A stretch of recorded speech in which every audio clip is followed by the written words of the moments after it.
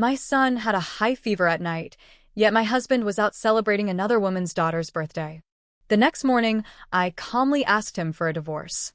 My husband frowned, annoyed.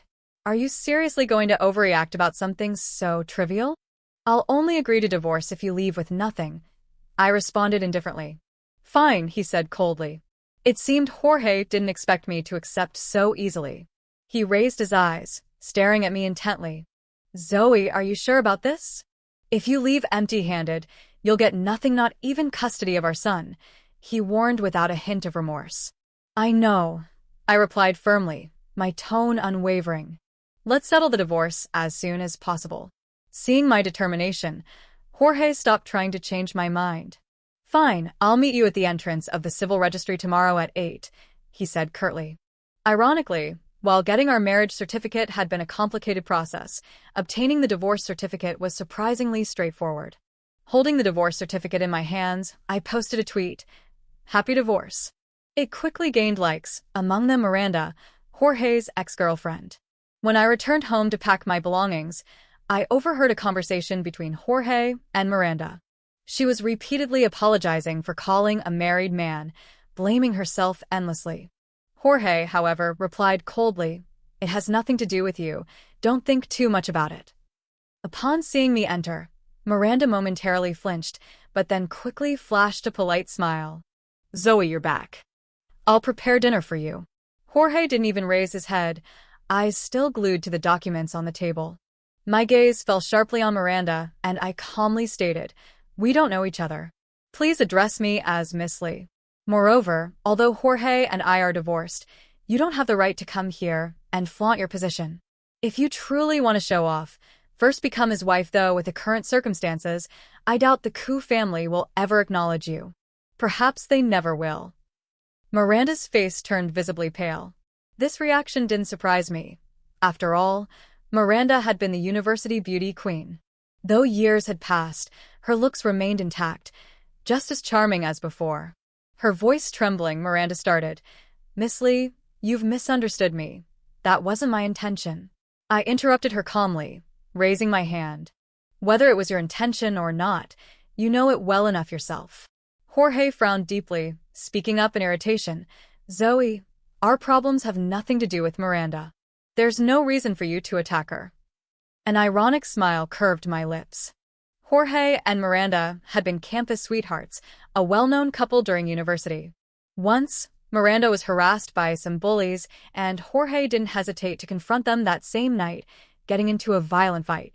In revenge, those bullies ran Jorge over on his usual path home, leaving him hospitalized for a year recovering from his injuries. This incident left the Koo family with a poor impression of Miranda. During Jorge's year-long hospitalization, Miranda married one of her persistent admirers, a university thug, and later had a daughter. Miranda's daughter was 7 when she finally escaped her husband's domestic violence by filing for divorce. But due to his connections, the divorce dragged on for over a year, during which Miranda suddenly remembered Jorge. Miranda's first phone call to Jorge happened to fall on my son's birthday. Jorge promised, "Son, wait for Daddy. I'll be home soon to cut the cake with you." Those few words made my son wait at the table all night. Each time he heard a noise at the door, hope filled his little face, only to crumble when he saw it wasn't Jorge. This heartbreaking scene soon became all too common. Ever since Miranda reappeared, Jorge's absences became more frequent. Promises like going to the amusement park on weekends were repeatedly broken whenever Miranda called. Jorge would simply pat our son's head soothingly before leaving. One summer, my promise to take our son on vacation was shattered by another of Miranda's phone calls. Another time, my son's parent-teacher meeting became an embarrassing disaster for him, as Jorge again chose Miranda over our child. My complaints and protests went unheard, only pushing Jorge further away. My mother-in-law once tried to reassure me, "Jorge is responsible. He won't do anything to hurt you or his child. As long as you're still the Koo family's daughter-in-law, he will never abandon you." She was right, and this was exactly why I willingly gave up custody of my son. Jorge had always relied on the certainty that I'd stay behind, caring for our child, while he freely ran to Miranda's side. But now that I was no longer there, Could he still leave with peace of mind whenever Miranda called? The very next day, a scandalous headline exploded across the internet. Mistress storms into the house and humiliates the wife. Miranda's face was clearly identifiable, and soon people who knew her began revealing her identity. Comments flooded the internet. Isn't that the university's beauty queen? Now she's just someone's mistress. How shameful. The wife hasn't even left yet, and this mistress is already throwing her weight around? Absolutely disgusting. I hate women who play the victim. They're so vile. All mistresses deserve to go to hell. I completely agree with everything said above. The public opinion was unanimous, viciously condemning Miranda without mercy. I thought this wave of criticism would make Miranda retreat, but to her surprise, it brought unexpected fortune. She divorced her thug husband from college, whose influential family considered Miranda a stain on their reputation. They swiftly decided to cut ties, leaving her empty-handed. However, Miranda tried fighting for her share of their property. Yet, the thug's family presented the leaked video of me on the internet as evidence, convincing the court that Miranda had committed adultery, resulting in her losing everything. Her ex-husband's family, deeply traditional, refused custody of her daughter, Anna. At that moment, my phone rang. It was my son Luis. His voice was melancholic, trembling as he spoke. "Mommy, it's been so long since I've seen you. When are you coming home? The nanny said you don't love me anymore. Is that true? Did I do something wrong? Please tell me, Mommy." Luis promises to behave. "Please don't abandon me." A cold anger surged through me. I asked firmly, "Luis, who exactly told you that?" He whispered timidly, "It was Lisa, the nanny." My heart softened instantly, and gently I reassured him, "Mommy has to be away for a while, but it doesn't mean I don't love you. If anyone says something like this again, tell Mommy or Daddy immediately. Even when I'm not there, I still love you so much." Hearing my words, Luis finally relaxed. With adorable seriousness, he added, "Mommy, I just transferred $5 million to your account. Please take care of yourself, eat and drink whatever you like. Grandma and Daddy gave me plenty of money, so Luis is rich enough to look after you. Don't worry about me." I couldn't help but smile warmly, comforting him. Soon after, I called Jorge, who swiftly and decisively fired the nanny and sternly warned everyone at home never to speak ill of me again, especially in front of Luis. That Friday afternoon, Jorge was busy and asked if I could pick Luis up from school. Upon arriving, I encountered Miranda, standing there in discreet clothing. When she saw me, she instantly appeared to age a decade. Her eyes were filled with bitterness. "Are you happy now? Your video turned me into society's disgrace. My daughter Anna is innocent. How could you be so cruel? Aren't you afraid karma will come back to haunt you and your son?" I regarded her indifferently, casually admiring my freshly manicured nails. "No, I'm not satisfied yet. Your punishment should be 10 times worse. Your daughter isn't exactly innocent either. It's understandable that your ex-husband's family doesn't want herd hats, actually a wise decision." Miranda exploded in anger, shouting, "You're a monster. I won't let you off easily." Unfazed, I raised my hand, calmly challenging her. "Feel free to try." I spent the rest of the day at the amusement park with Luis, and as the sun set, Jorge arrived. "Miranda called me again today," Jorge said, cautiously observing my reaction. I sighed, replying with thinly veiled sarcasm, "Are you here to defend your lover now?" His expression hardened. "You know that's not true. Why are you speaking so bitterly? You weren't like this before." Defiant, I countered. "Oh? How should I be then?" "Quietly staying home, playing the perfect wife, cooking, cleaning, and obediently following your every command." Jorge fell silent, unable to respond. I continued sharply, "People change.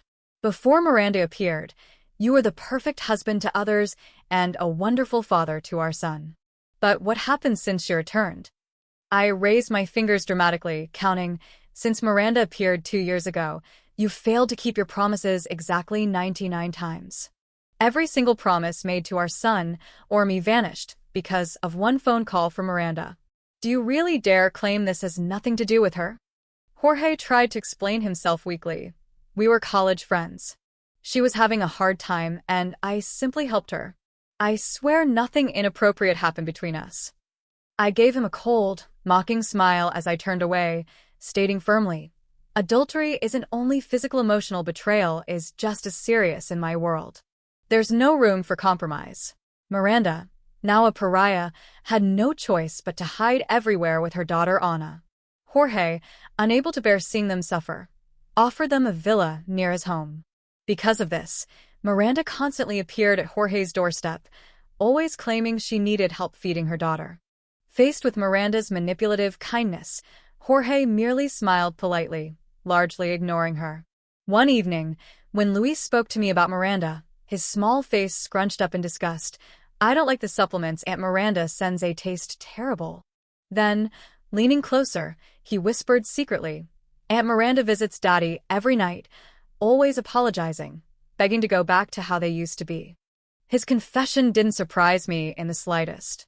Now infamous, Miranda knew Jorge was her only refuge. Would she ever miss such an opportunity? Teasing Luis gently, I asked, what else do you know, sweetheart? With a proud expression, he continued, Daddy told Aunt Miranda to stop visiting so often because I need to focus on studying and shouldn't be disturbed by these things. Smiling, I reassured Luis, when Mommy's not around, always listen to Daddy. He won't let anyone hurt you. Jorge soon became extremely busy with company matters, and since Luis refused to be with the nanny, Jorge called me once again.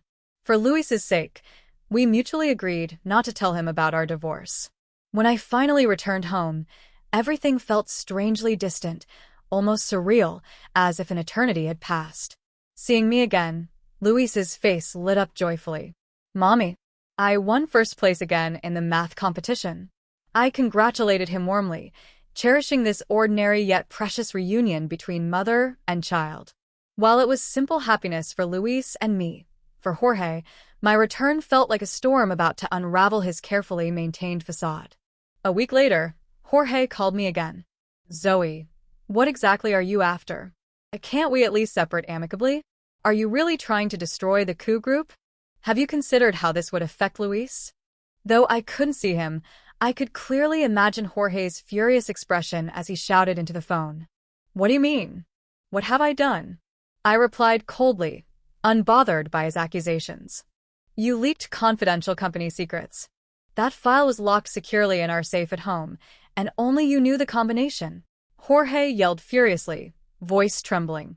Zoe, do you need me to spell it out even clearer? With an icy calmness, I retorted, Jorge, if you have mental issues, go see a therapist and waste my time with your baseless accusations. After a short pause, I continued, my voice firm but composed. You know very well that harming your company doesn't benefit me at all. I wouldn't do anything to hurt Luis either. I'm not that foolish. Do you think I gave up custody without reason? Only by staying in the Coup family will Luis get the best education possible. His private schooling alone costs millions every year, without even counting food, clothing, and other expenses. My tone turned sharper, colder. Use your pig brain for once. Who frequently visits the house uninvited? Who kept showing up repeatedly, claiming to deliver supplements? Who do you think most likely stole that file? Do I really need to name names here? As he heard my questions, Jorge fell silent. It was painfully obvious now, yet he stubbornly defended, it can't be Miranda. After hesitating briefly, he insisted, she has no reason to do this to me. I laughed mockingly before hanging up the call. Immediately afterward, I gathered the security camera footage and sent it straight to Jorge's phone with a pointed message. Now you know. You can stop fooling yourself. The video clearly showed Miranda entering the house when I was out having dinner with my son and leaving stealthily half an hour later, clutching something tightly in her hands. When I suggested calling the police, Jorge vehemently opposed the idea. Involving the police now would severely damage the Coup group's reputation. We can't risk it, he pleaded urgently. I scoffed bitterly, saying nothing. Once again, he was shielding that woman under the guise of protecting his family's company. Congratulations, Jorge, you truly earned your parents' gratitude. This incident planted a seed of doubt in Jorge's heart towards Miranda. One afternoon, while walking with my son through the park, we encountered Miranda and her daughter Anna. Clearly, life had treated Miranda harshly. Her appearance had drastically deteriorated. Anna stared at my son with unconcealed hostility, her youthful face twisted into an expression filled with hatred beyond her age. Suddenly, Anna pointed directly at Luis, shouting angrily, "It's all your fault. Because of you, Uncle Ku rejected my mom. Even your own mother doesn't want Yuri, just an abandoned kid." My blood ran cold, and without hesitation, I slapped Anna sharply across the face. "Miranda," I warned fiercely, massaging my aching wrist, "if you can't properly discipline your daughter, I'll gladly do it for you." Enraged by my slap, Anna screamed hysterically, "I'll kill you. It's all your fault, you wicked woman. You're the reason my mom suffers." With absolute indifference, I addressed Miranda coldly. "In my world, there's no such thing as holding back against someone we couldn't waste your breath preaching morals to me." Seeing the ruthless determination in my eyes, Miranda shrank back, stunned, desperately holding onto her daughter, who was struggling to attack me again. Miranda stammered anxiously, "Mrs. Zoe, there's clearly a misunderstanding. I never intended to break up your family. I only hoped Jorge would be finis simply help me out of our old friendship." Raising my hand dismissively, I cut her off. "Spare me your excuses, I know exactly what kind of woman you are." Looking at them disgusted me profoundly. Taking my son's hand, I turned to leave. Just as we started walking away, I felt a sudden push from behind. Reacting instantly, I spun around and kicked my attacker straight into the nearby artificial lake. Thanks to years of taekwondo practice, handling the mother and daughter duo was effortless. Anna splashed helplessly in the water, screaming desperately, "Mom, save me." Miranda stared at me furiously, shrieking, "Zoe, how could you be so evil? She's just a child." Calmly, I shrugged, watching Miranda's panicked expression. "If you don't hurry and save your daughter, it'll be too late." Miranda, unable to swim, screamed desperately for help. But seeing a random child struggling, bystanders hesitated, unwilling to get involved. Just as Anna was about to go under, a figure plunged bravely into the lake. Luis's eyes sparkled, shouting excitedly, "Daddy! It's Daddy!" Jorge swam vigorously, reaching Anna just in time. People on shore quickly threw them a rope, pulling them safely back to land. Jorge collapsed onto the grass, panting heavily. Luis swiftly took off his own jacket, placing it gently over Jorge's shoulders, worriedly drawing water from his father's forehead. "Daddy, are you okay?" Meanwhile, Miranda desperately hugged her daughter, sobbing uncontrollably. "Anna, my Anna, if anything had happened to you, I couldn't have gone on living." Trembling with fear, Anna turned toward me, pleading anxiously, "Mrs. Zoe, I'm sorry, I know I was wrong. I promise we won't ever bother you again. Please just leave me and my mom alone. If I ever see Uncle Ku again, I'll stay far away, I swear it. Please just give us another chance." I narrowed my eyes skeptically. This cunning little girl knew exactly how to play the victim. Miranda, filled with anguish, turned her anger toward me again, shouting loudly for all to hear, "Mrs. Zoe, if you hate me, fine, but why hurt an innocent child? You're also a mother. How could you be so heartless?" Around us, the crowd's gazes quickly shifted, becoming more judgmental and critical. My son cried out in panic, "That's not true. It's not like she said. Anna was the one who pushed me from behind. Mom only defended me." But before he could finish, Jorge slapped him hard across the face. "Luis, what have I taught you? Who told you it was okay to lie?" My gaze turned icy cold. Luis, holding his cheek with trembling fingers, sobbed, "I'm not lying. It's true.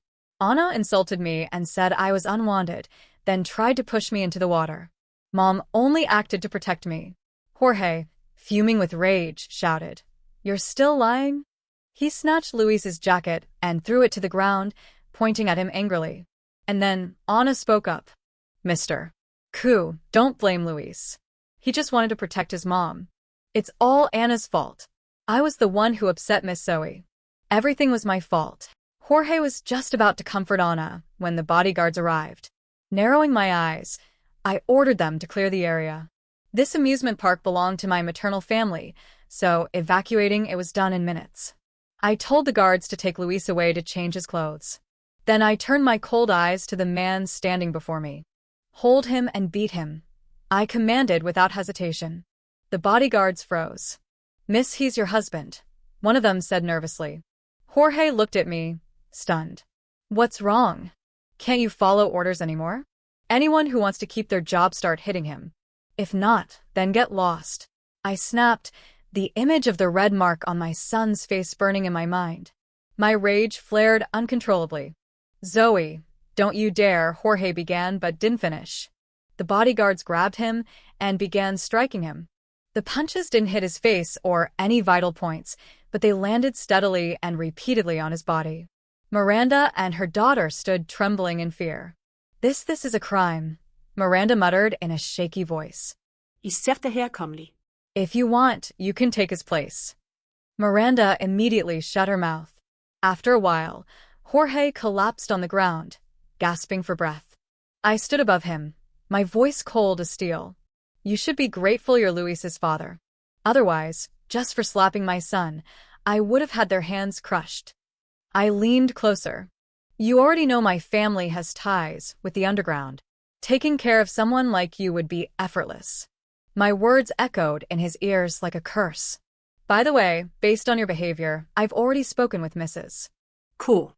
The coup group can now look for a new successor.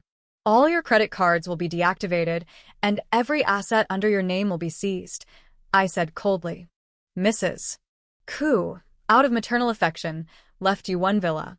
The rest you'll have to earn for yourself. I stood up, waved my hand indifferently. Good luck. Jorge couldn't believe it and immediately called Mrs. Cool. Upon hearing that her beloved grandson had been hit, she exploded with fury. Without a second of hesitation, she agreed to my proposal. From that moment, the new successor of the coup group was Pedro Jorge's older brother.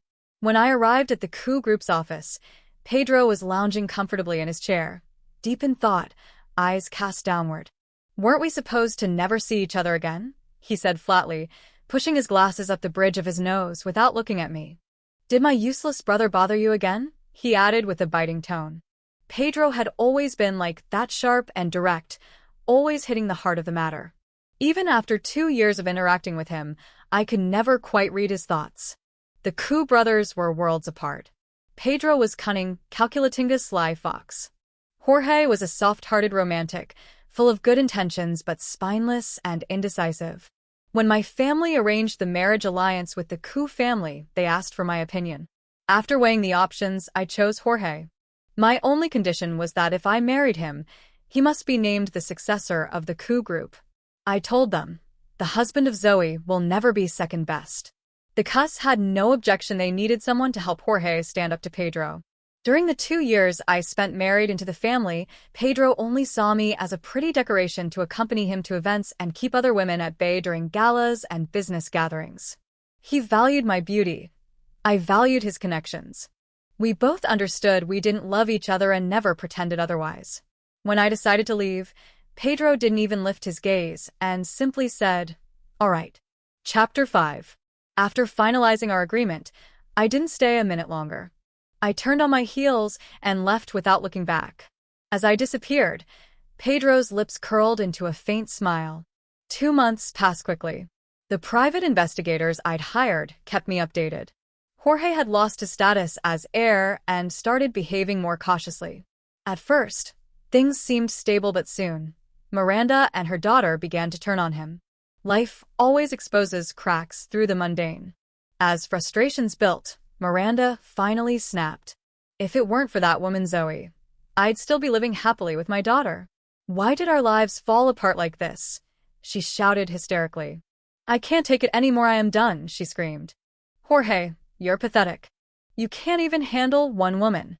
I should have seen it sooner. I was blind to choose you. Days of accumulated tension finally broke Jorge too.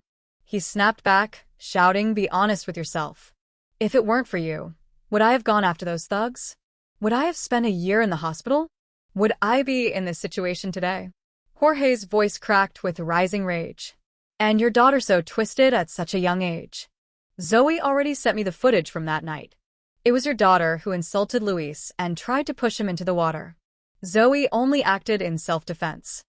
Both mother and daughter are evil, he shouted. Anna, enraged and red-faced, screamed, "Don't talk about my mom like that," and charged at Jorge with her small fists. Without hesitation, Jorge shoved her aside, and she hit the ground hard. Seeing her precious daughter fall, Miranda completely lost control. In a sudden frenzy, she grabbed a pair of scissors from the table and plunged them straight into Jorge's chest. He looked down in disbelief at the blades buried in his body, blood quickly soaking his shirt and dripping to the floor. As he collapsed, Miranda began trembling violently. Shaking, she picked up her phone. "Hello, Pablo? I killed Jorge. You said if I did it, you'd take me and Ana back. You promised." Whatever Pablo said in response, it wasn't heard, but Miranda's face changed dramatically. "You lied to me, Pablo. I won't forgive you," she screamed, but Pablo just laughed coldly and hung up. By the time I received the news, Jorge had already been rushed to the hospital in critical condition. Miranda and her daughter were arrested by the police. Jorge's injuries were life-threatening, but Miranda was likely to only receive a reduced sentence for intentional injury, maybe 3 to 5 years behind bars. However, unwilling to accept her fate, Miranda chose a darker path. In a desperate attempt to flee, she poisoned her own daughter to bypass police surveillance. While heading to the hospital, Miranda escaped. When she awoke, I was already sitting across from her. We were in an abandoned basement, the walls thick and soundproof. No matter how loud she screamed, no one would hear a thing. "Zoe, what are you going to do?" Miranda's voice trembled as she struggled against the ropes, which only tightened more with each movement. "I came to accompany you on your final journey," I said softly, smiling as I watched fear take over her face. "Are you going to kill me?" she asked, her eyes wide with disbelief, staring at me as though I were a demon. No. I shook my head. "You made that choice yourself. To avoid punishment, you decided to take your own life, didn't you? Besides, you already have blood on your hands." My smile faded into contempt. "You really are cruel. To escape, you poisoned your own daughter. I almost admire you. Poor Anna, she died without even realizing it was her mother who killed her. Isn't that right?" "You're lying. I didn't hurt Anna. I only gave her a little laxative. I never meant to kill her." Miranda screamed, her voice cracking with fury. "Oh, really? Your daughter is in the morgue right now, and the official cause of death was poisoning. Did you know that?"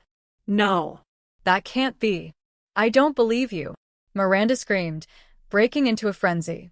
I took out my phone and shattered her final hope. On screen, a news report played clearly, showing footage of Miranda poisoning her daughter and attempting to use her to escape. No, that's not true. It was only a laxative. How did it become poison?" she cried, visibly falling apart. Desperate, Miranda finally broke free of the ropes. "Anna, my baby, I never meant to hurt you. Why did it turn into something lethal?" "Why?" she wailed, her eyes now red with madness. Then suddenly, she turned toward me and screamed, "It was you. You switched the medicine, didn't you?" I smirked coldly. "Why do you think Pablo dumped you?" You know why. "And now you're still dreaming he'll come back for you? How pathetic." I leaned in closer. "Oh, and one more thing. Those confidential documents from the safe? I leaked them on purpose. Consider it a farewell gift." Miranda died a horrible death. No piece of her flesh remained untouched when they found her. Later, Pablo came to see me, smiling smugly. "Miss Zoe, it's been a pleasure working with you," he said, extending his hand. I stepped back, avoiding his touch. "I don't know what you're talking about." I had no intention of staying involved with him, so I turned to leave. "Zoe, don't walk away so fast," Pablo called, stopping me in my tracks. He pulled out a small listening device. With practiced fingers, he tapped his phone, and the recording of everything Miranda and I had said in the basement played back loud and clear. My heart dropped. The hunter now trapped. I had let my guard down. Chapter 6. I whispered, "What do you want? Don't think you can blackmail me with this. Miranda's death was your doing, and Anna died from the poison you gave her. I won't be your scapegoat." Pablo smiled, a chilling expression spreading across his face. "Who can prove that? The person who tried to save Miranda was one of your people, Miss Zoe. And the last person seen with Miranda was you. Do you really think anyone will believe you're innocent?" He narrowed his eyes. I erased all the call records with Miranda. Miss Zoe, if I hand over this recording, do you really believe your family won't become the enemy of the entire world? He chuckled coldly, the sound sharp as a blade. Walking past the coup group headquarters, I felt a chill crawl across my skinny hands and feet ice cold. I thought I was free, that the sea had finally calmed, but I didn't know another abyss awaited me. Pablo's voice echoed clearly. What I want is simple.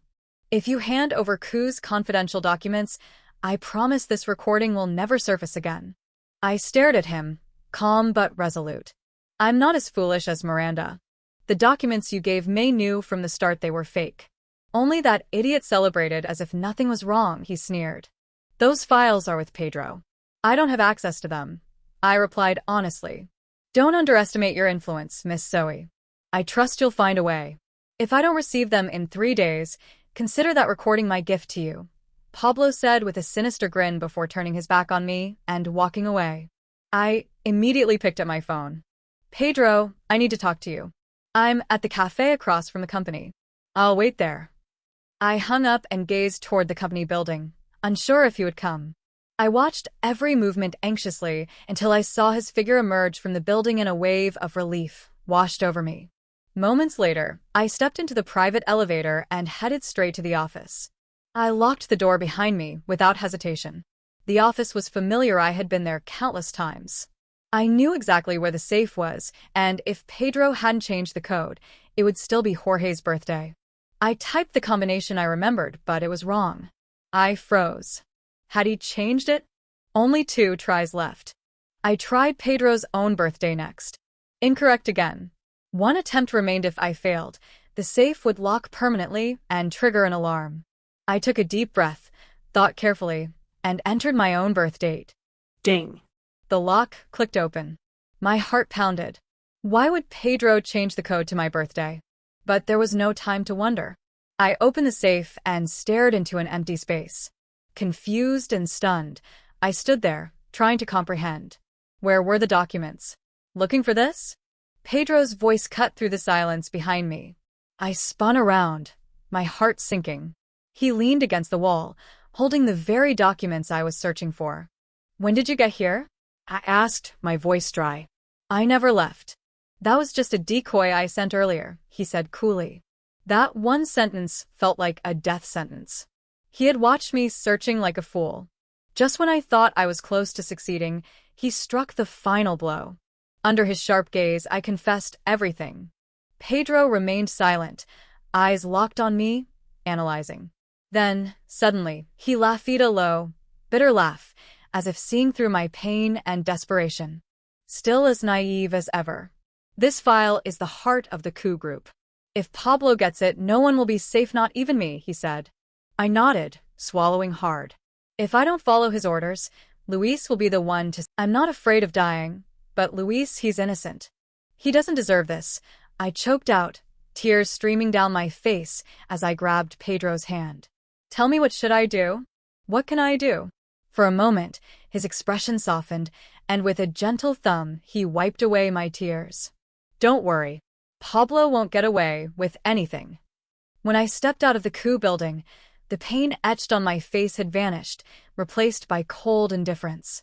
My thighs still throbbed from a sharp pinch I'd given myself earlier to stay focused.